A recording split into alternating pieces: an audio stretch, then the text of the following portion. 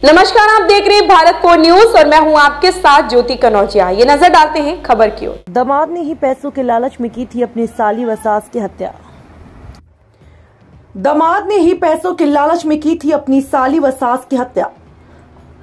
खबर लखीमपुर खीरी से, जहां आज थाना हैदराबाद पुलिस द्वारा मां बेटी का डबल मर्डर की घटना का सफल खुलासा करते हुए मृतका के दामाद और पुत्री को घटना में प्रयुक्त अभियुक्त के खून लगे कपड़े व आला कत्ल को बरामद कर गिरफ्तार किया। गिरफ्तार अभियुक्तों का चालान न्यायालय भेजा जा रहा है। बता दें कि 2 मई को थाना हैदराबाद क्षेत्र के ग्राम देवीपुर में मां बेटी की हुई हत्या की घटना के संबंध में थाना हैदराबाद पर धारा 302 बनाम अज्ञात पंजीकृत किया। पुलिस अधीक्षक द्वारा घटना के शीघ्र अनावरण हेतु क्षेत्राधिकारी मोहम्मदी के नेतृत्व में 3 पुलिस टीमों का गठन किया। पुलिस टीमों द्वारा जाँच करने पर घटना में मृतका के दामाद व मृतका की पुत्री का नाम प्रकाश में आया, जिसके आधार पर मृतका के दामाद सुरेंद्र पाल, उसकी पत्नी सरस्वती उर्फ सरला को गिरफ्तार किया। गिरफ्तार अभियुक्त सुरेंद्र पाल द्वारा अपना जुर्म इकबाल करते हुए बताया कि सुरेंद्र पाल अपनी सास सरस्वती, जिसके नाम 9 बीघा जमीन थी, पिछले लगभग 15 वर्षों से 3 बार में अब तक 7.5 बीघा जमीन को अपनी सास से बिक्री कराकर सारे पैसे खुद ले लिया। सास व विकलांग साली पूनम को लगभग 12 वर्ष से अपने घर पर ही रख रहा था। अभियुक्त अपनी सास पर दबाव बनाकर ससुराल में सास के नाम बची जमीन की बिक्री कराकर पैसा लेना चाहता था, जिस पर सास तैयार नहीं थी।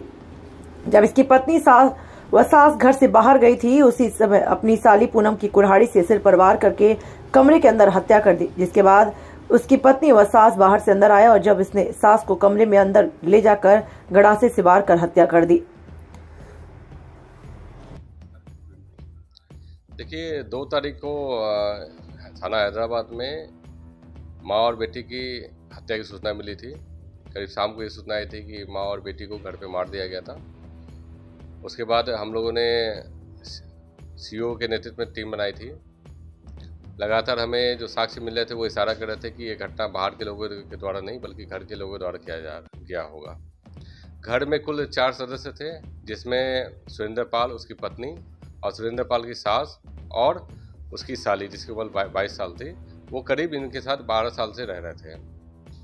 सुरेंद्र पाल के लिए एक आर्थिक रूप से भी एक अच्छा एक स्रोत था, क्योंकि इनके पास ज़मीन थी और बेच के ये ज़मीन को पहले भी इनको सुरेंद्र पाल को कई रुपये दे चुके थे। सुरेंद्र पाल के पास पैसे की कमी होने और इसके ऊपर कर्ज होने के कारण ये लगातार अपनी सास और अपनी जो साली थी उस पर दबाव बनाते थे कि आप पैसे का प्रबंध करें और जो भी ज़मीन बचे हुए हैं उसको बेच के हमें पैसा दें। सास के द्वारा ये मना कर दिया गया, तो खींच में आके सुरेंद्र पाल ने इसके हत्या की योजना बनाई। जिस दिन हत्या हुई है, सुबह को सुरेंद्र पाल अपनी दुकान जाने से पहले सबसे पहले अपनी साली को मारा।